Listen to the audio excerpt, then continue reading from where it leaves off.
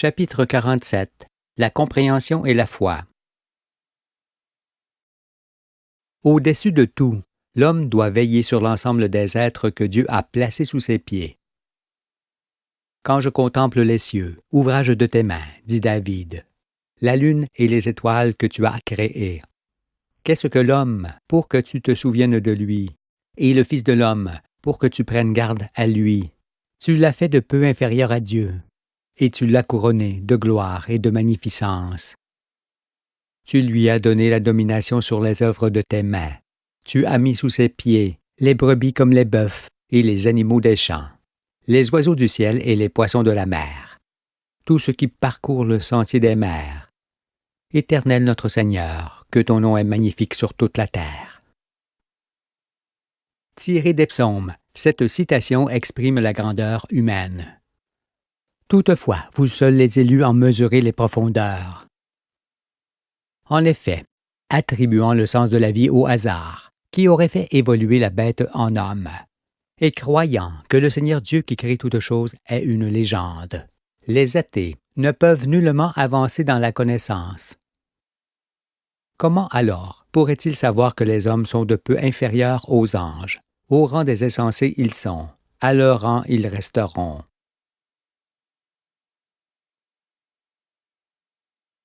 Sur les aptitudes des élus. Vous convenez maintenant qu'il faut peu de réflexion sur l'activité de la matière pour comprendre la formation des satellites, des planètes, du Soleil et de toutes les étoiles. Il est pour cela incontestable que l'homme saint d'esprit peut appréhender le cycle perpétuel de la matière et faire envoler le mystère de l'éternité, comme nous l'avons fait. Après quoi, il sait que l'âme est le fruit du vécu, destiné à des renaissances. Il perçoit l'existence de l'âme comme il perçoit l'existence du soleil, c'est-à-dire à partir de tout ce qui amène à elle. Ce qui met alors un terme à la mort. Ainsi, devant lui ne reste que la vie éternelle qu'il acquiert aisément en s'élevant jusqu'au Créateur.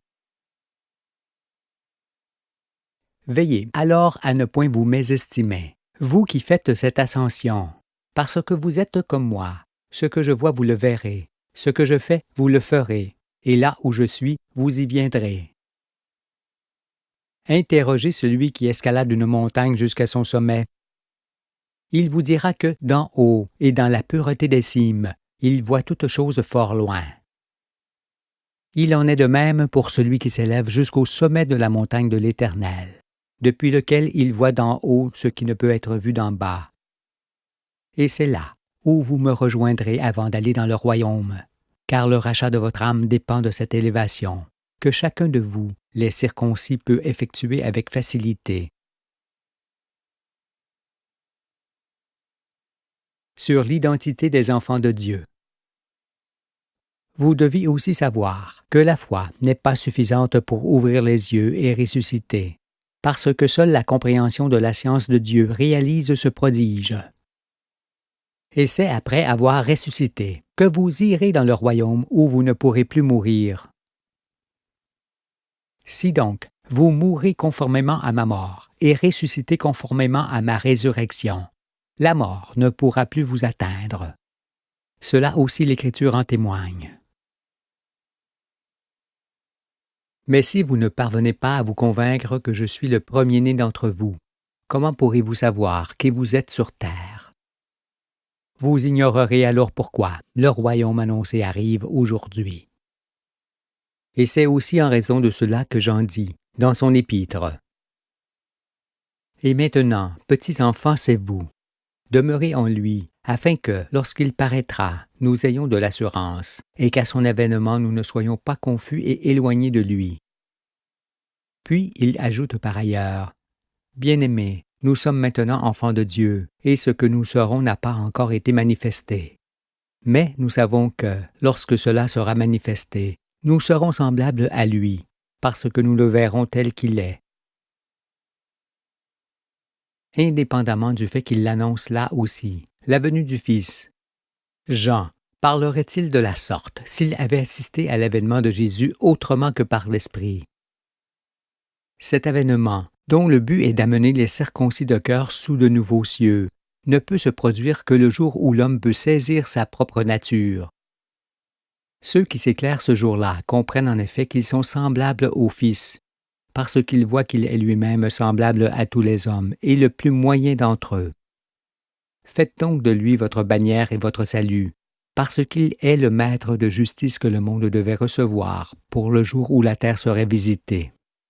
Et vous êtes arrivés dans ce jour-là. Dès le départ, je vous ai fait comprendre que la venue de cet homme, du Shiloh, se produit le moment venu dans chaque monde du ciel, sans quoi ce monde périrait. Et, bien qu'il soit placé à la tête du monde par les prophètes, ce Fils que le Très-Haut a oint est un homme accessible par quiconque. Si je reparle de vous tous, les élus et du Fils, c'est afin que la gloire de Dieu éclate sur la terre entière, car sa gloire est la manifestation de son peuple et la Pâque assurément. J'ai longuement expliqué que la Pâque consiste à manger l'agneau et à effectuer le passage du monde de ténèbres dans le monde de lumière qui commence.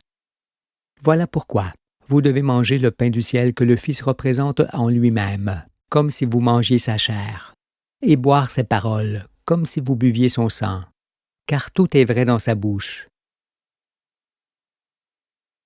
C'est pourquoi ce n'est nullement pour l'un de ceux qui règnent, ni pour quiconque d'autre, qu'il est écrit dans le 45e psaume.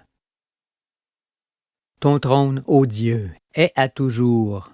Le sceptre de ton règne est un sceptre d'équité. Tu aimes la justice et tu hais la méchanceté. C'est pourquoi, ô Dieu, ton Dieu t'a oint d'une huile de joie par privilège sur tes collègues. Effectivement, celui que le prophète appelle Dieu, comme Dieu, aime la justice et hait la méchanceté. Et ceux qu'il vient combattre avec son épée à double tranchant en mesureront les effets. Peut-être sauront-ils alors pourquoi Josué, le chef des Hébreux, se prosterne en personne devant cet homme qui se tient soudainement debout devant lui, son épée nue dans la main, et auquel il demande « Es-tu des nôtres ou de nos ennemis ?» Il répondit « Non, mais je suis le chef de l'armée de l'Éternel. J'arrive maintenant. » Et Josué tomba le visage contre terre et se prosterna à nouveau. Certes, je ne vous demande point d'agir de même, vous qui êtes semblables au Fils, car vous connaissez encore mieux que Josué celui qui vient combattre le monde avec son épée. Comprenez seulement le sens de ce qui est montré ici par l'Écriture.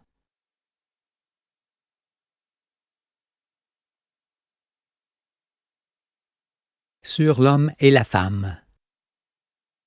Toutefois, pour que votre résurrection soit accomplie et que le nouveau monde devienne réalité, vous devez également avoir une compréhension parfaite des caractéristiques de l'homme et de la femme que Dieu se choisit. Tout d'abord, pour définir leur nature et leur caractère, revenons momentanément en arrière, pour nous apercevoir qu'ils sont comparables à l'image du courant créatif, composé d'un côté par l'apport et de l'autre par la dépense. En cela, on peut comparer Adam au soleil qui apporte et Ève à la planète qui dépense. On reconnaît ainsi les éléments distinctifs propres à chacun d'eux, ainsi que le tout qu'ils forment ensemble et qui leur permet de procréer. Il a été longuement expliqué que, sans dépense, il ne peut y avoir d'apport, et que, sans apport, il ne peut y avoir de dépense, et que tous deux sont le principe d'existence des astres et des êtres. Par conséquent, il n'y a aucune supériorité ou infériorité de l'une de ces deux parties, de sens contraire et similaire. Il ne faut donc pas voir la femme inférieure à l'homme ou l'homme inférieur à la femme, d'autant que de telles pensées ne peuvent être que la manifestation d'une grande déficience du raisonnement. Certes, l'homme est supérieur à la femme pour porter des sacs de grains, et la femme est supérieure à l'homme pour faire des ouvrages délicats, car leur rôle dans la vie est complémentaire. Le fameux principe d'existence avec lequel nous avons démontré l'univers indique à qui veut le voir que, dans leur couple, l'homme est esprit et la femme est vie. C'est d'ailleurs parce qu'il en est bien ainsi que, Partout où il n'y a point de femme, tout semble mort. Mais parce qu'elle est vie, il est naturel qu'elle soit davantage attachée aux choses matérielles, dont elle a immédiatement besoin pour sa famille, qu'à l'étude des choses spirituelles qui incombent davantage à l'homme, auquel elle se confie. Ainsi, la femme se préoccupe plus des choses immédiates que des choses à venir, qui concernent davantage son époux, ce qui, parfois, peut les entraîner dans quelques petits malentendus. Remarquez avec attention que l'homme produit ce dont sa famille a besoin, comme le fait le soleil, et que la femme reçoit ce qu'il lui donne et qu'elle prépare pour tous les siens, comme le fait la terre. On voit ainsi que la femme est le pivot de la famille. C'est pourquoi l'homme produit et apporte, tandis que la femme reçoit et dépense, même pour enfanter. Telle est leur condition, et tout est bien ainsi, car il s'agit de l'ordre originel dans lequel, à la manière des astres, chacun trouve sa place, son rôle, sa joie.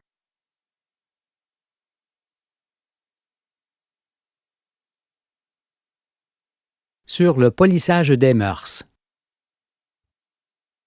Étant Adam que Dieu appelle sur le soir, je connais Ève. C'est pourquoi je dis que la femme n'est vraiment heureuse, que lorsqu'elle se trouve sous les regards de l'homme dont elle est éprise, et sous l'aile protectrice duquel elle se range, pour fonder une famille. Il s'agit là d'un besoin essentiel de la femme, qui découle de l'ordre même du principe d'existence. Mais, dans ce monde de confusion, j'ai constaté que beaucoup d'hommes employaient parfois des méthodes singulières pour exercer quelque autorité sur leur épouse. Je vis, selon les peuples, les uns enfermer leurs femmes et leurs filles de peur qu'elles ne s'éloignent, d'autres les couvrir d'un sac de la tête aux pieds pour qu'on ne puisse voir leur forme et leur visage, et un très grand nombre, en tout pays, avoir moins de considération pour la femme qu'ils n'en avaient pour le bétail. Je vis cela dans ce monde qui s'achève, et que les femmes se désespéraient de ne point voir leur Seigneur dans leur mari.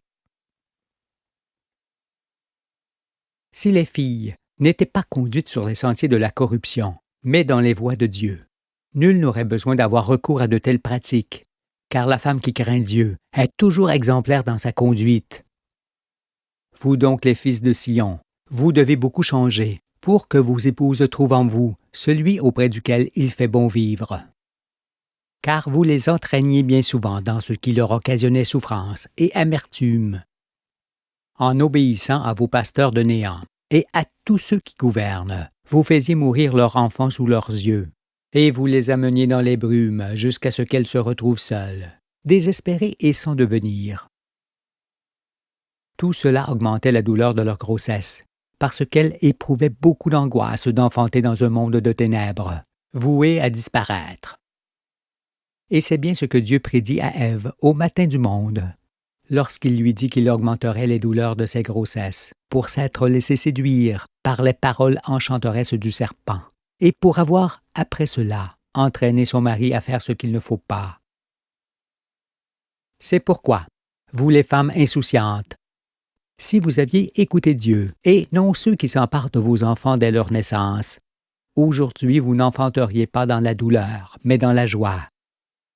Et pour être constamment à la recherche de ceux qui perdent le monde, vous êtes grandement coupable de ce qui arrive.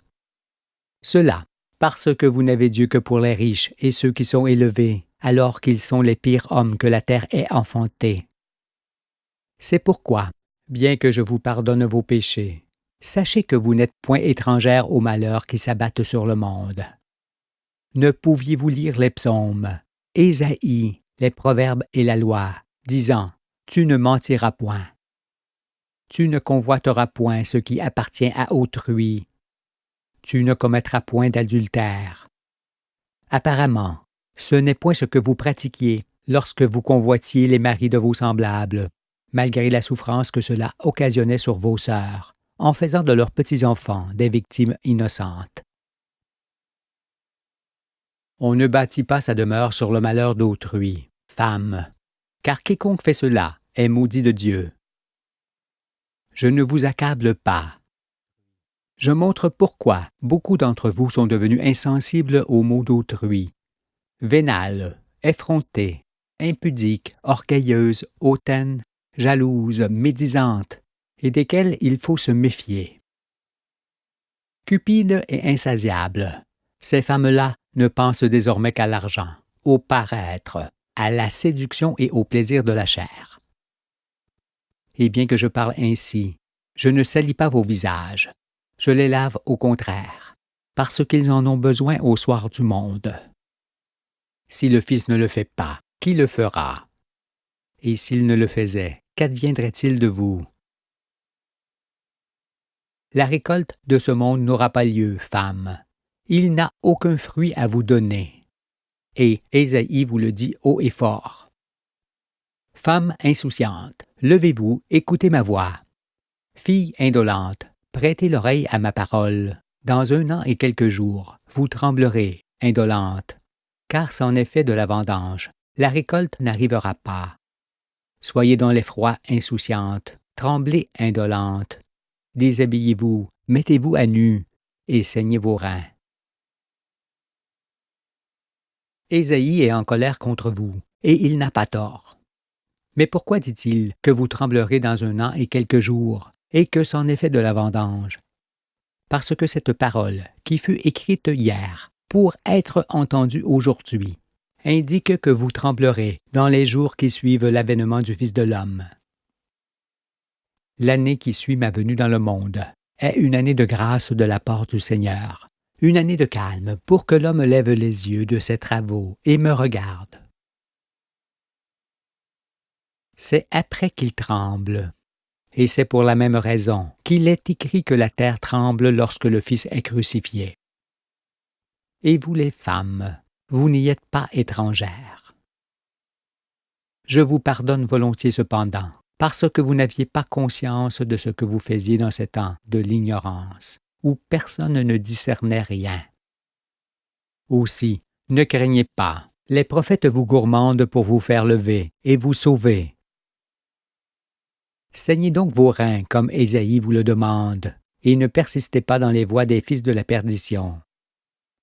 Pensez à la circoncision du cœur de l'homme pour ne plus vous tromper dans vos choix, car tout ce qui n'est pas du domaine du cœur est accessoire. Pour connaître Dieu, il faut connaître toute la vérité comme je l'enseigne dans le temple. C'est pourquoi beaucoup sont dignes de mon pardon aujourd'hui, même si elles ont mâchuré leurs joues et leur front.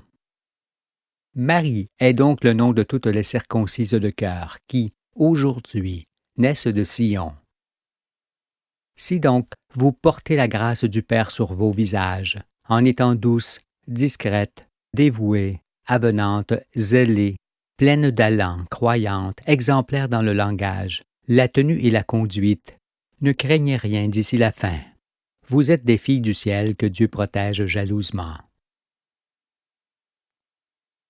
Cependant, il vous faut savoir que le Père se détourne de celles qui ne cultivent pas leur féminité et qui veulent gouverner, car cette façon d'être est contraire au principe d'existence et à son ordre. La planète commande-t-elle le soleil? Il n'en est rien. Et cela doit être semblable pour les femmes envers les hommes, sinon elles sont contre nature et vont à la perdition. Soyez donc comme celles que je décris et qui sont féminines, désireuses d'apprendre, délicates, fidèles, vaillantes, belles à contempler et humbles comme les petits-enfants, parce que c'est ainsi qu'on appartient au peuple de Dieu et au monde des anges. Éloignez-vous alors de celles qui s'évaluent à un prix fort élevé, et qui sont versatiles, volages, indiscrètes, et aussi de celles qui commettent l'adultère.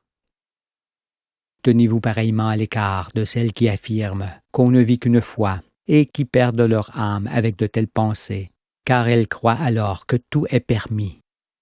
Ce sont ces femmes-là qui nuisent au monde car, en piétinant les valeurs, elles tarissent les sources du bonheur.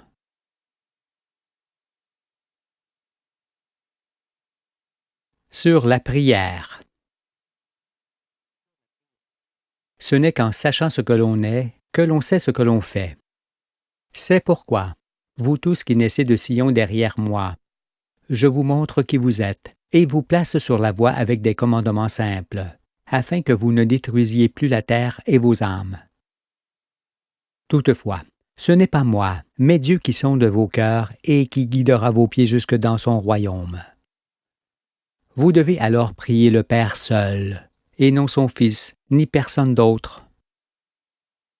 Et quand vous priez Dieu de vous aider à surmonter un moment difficile, faites-le en secret, à l'abri des regards. N'agissez pas comme les hypocrites religieux, qui font semblant de prier le Père en remuant les lèvres et en déformant leur visage, pour qu'on les observe et que l'on voit combien est douloureuse leur foi et immense leur souffrance. Ces gens-là, le Fils les méprise et le Père les abobine. Je vous montre ce qu'il en est pour que Dieu exauce vos prières.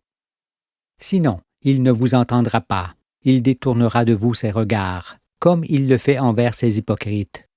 Mais si vous avez toujours le cœur et l'esprit de votre jeunesse, et si vous aimez Dieu de toute votre âme, alors, avant même que vous lui demandiez quelque chose, vous serez exaucés. La prière consiste à s'adresser au Père avec déférence, secrètement et sans intermédiaire. Et quand on le sollicite, il faut le faire en silence, sans feindre et avec humilité. Pour cela, il n'existe ni heure, ni jour, ni édifice, ni lieu, ni pays particulier pour prier Dieu. Mais que celui qui ne l'aime pas d'un cœur pur ne le prie pas, car c'est sa colère qu'il attirerait sur lui. Sachez donc que la prière est toujours individuelle et jamais collective, et que seule est entendue celle qui est faite avec sincérité et en secret. C'est pourquoi ceux qui prient en se donnant en spectacle n'entreront pas dans le royaume d'où ils sont exclus.